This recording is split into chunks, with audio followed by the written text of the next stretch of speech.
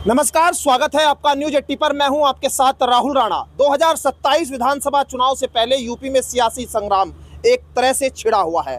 दूसरी तरफ यहां श्रद्धांजलि सभा थी आज पूर्व गवर्नर सत्यपाल मलिक की, और उन्हीं श्रद्धांजलि सभा में आज यहां पर पहुंचे थे समाजवादी पार्टी के सांसद हरेंद्र मलिक जी। और आज तमाम बातें हुई जो सरकार ने किया, उन पर भी बातचीत हुई, राज्य के सम्मान को लेकर भी कहा गया और कई सारी बातें हुई। लेकिन हरेंद्र मलिक जी से समझेंगे।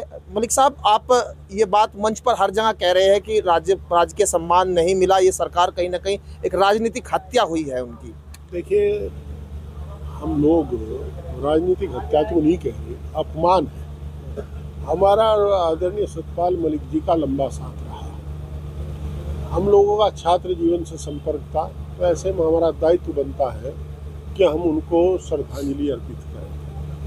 और सब जगह हो रहा है। अगर सरकार सम्मान देती तो जगह जगह आज राजस्थान में, पंजाब में, हरियाणा में, उत्तर प्रदेश में सब जगह उनको श्रद्धांजलि सभा दी। अगर मैं आप मेरे से पूछूं तो मैं सब जगह जा नहीं पाने का, इतनी जगह के इन्विटेशन है। कुछ जगह हम कह के करा रहे हैं, कुछ जगह अपने आप हो रहा है। और देखो, सरकार ने हिंदुस्तान की परंपरा को बदला है, मानवता को तार तार किया है।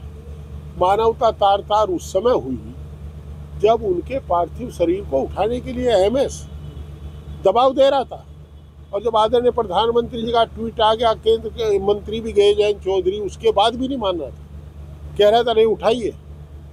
और उसके बाद जिन परिस्थितियों में पार्थिव शरीर रखा, मैं माइक पर कह नहीं सकता।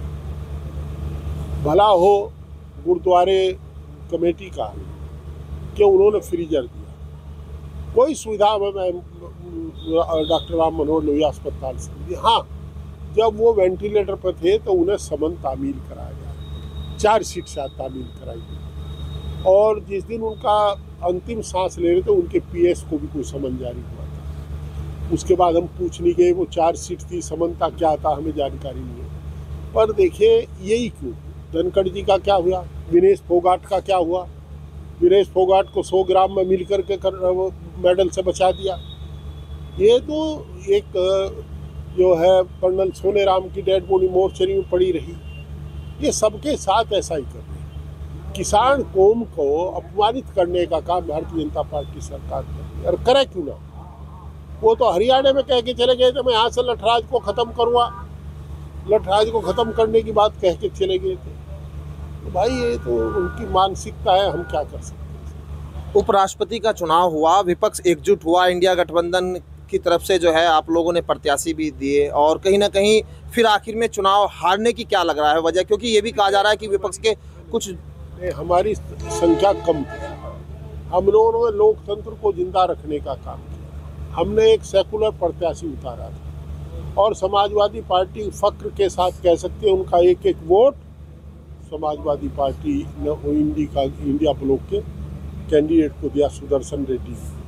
हमें मजबूती के साथ खड़े रहे और पूरी समाजवादियों के साथ। एक सवाल, पेराई सत्र शुरू होने जा रहा है गन्ने का। आप लोग वैसे लोकसभा में है, लेकिन उत्तर प्रदेश की राजनीति पर आपकी नज़र है। 2027 चुनाव और उससे पहले किसान जो है, पिछले वर्ष भी सत्र में भी उनका गन्ने का भाव नहीं बढ़ा। अब आप क्या मांग करते हैं गन्ने भाव को? 2027 में हमारी सरकार बनेगी, हम भाव बढ़ा देंगे। इस सरकार से कोई उम्मीद नहीं है। अब की बार कुछ चुगा दे सकते हैं, ये चुनाव नजदीक है, पर ये भाव घटा देते। हमारे बुजुर्गों का अपमान तो ना करें, हमारे खिलाड़ियों का सम्मान तो रखें।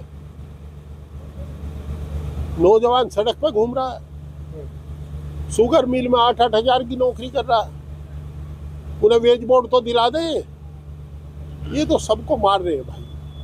हम लोगों को फर्जी पेस्टिसाइड मिल रहा है, फर्जी फर्टिलाइजर मिल रहा है। मिल क्या रहा है? किसान बर्बाद है इस समय। शुक्रिया बातचीत करने के लिए। हरेंद्र मलिक जी कह रहे हैं सरकार जो है वो गन्ने भाव पर कहीं ना कहीं पीछे हट रही है, लेकिन अगर सरकार समाजवादी पार्टी की आती है 27 में तो वो किसानों के लिए गन्ने का भाव बढ़ाएंगे। लेकिन सीधे तौर पर किसानों को लेकर उत्तर प्रदेश में राजनीतिक माहौल गर्म है। मेरे सहयोगी गौरव राठी के साथ मैं राहुल राणा, न्यूज 80 शामली।